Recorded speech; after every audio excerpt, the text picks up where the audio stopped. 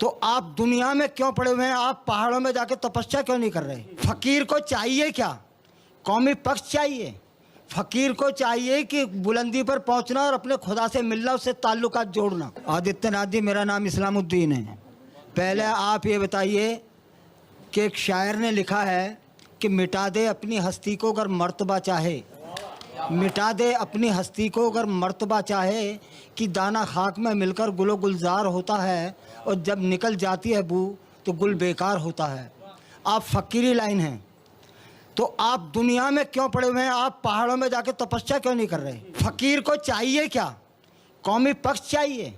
फकीर को चाहिए कि बुलंदी पर पहुंचना और अपने खुदा से मिलना, उससे ताल्लुकात जोड़ना। मुझे लगता है इनको भारत के सन्यास का मतलब ही नहीं पता है अभी तक। बुद्ध ज्ञान प्राप्त होने के बाद अपने जीवन के 46 वर्ष लोक कल्याण के लिए समर्पित करते हैं।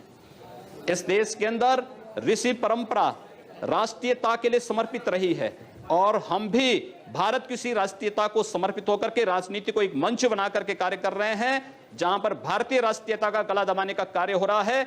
उन गला दबाने वालों को दरकिनार करने के लिए उस मंच के रूप में हम लोगों ने इस राजनीति को स्वीकार। हमारा अगर विकास का एजेंडा है तो देश के विकास के लिए होना चाहिए, समाज के विकास के लिए होना चाहिए, न कि परिवार की जनसंख्या बढ़ाने में हमारे अपने विकास के एजेंडे को लागू करना चाहिए। इसलिए आवश्यक है कि विकास का एजेंडा देश के विकास के लिए लागू होना चाहिए। अपनी ताकत हम देश के विकास में लगाएं, न कि परिवार में संख्या बढ़ाने में लगाएं। यह बात आप साक्षी महाराज को भी बताते, साध्वी प्राची को भी बताते, जो कहते हैं कि हिंदुओं को भी 40-40 बच्चे, 4-4 बच्चे पैदा करने चाहिए।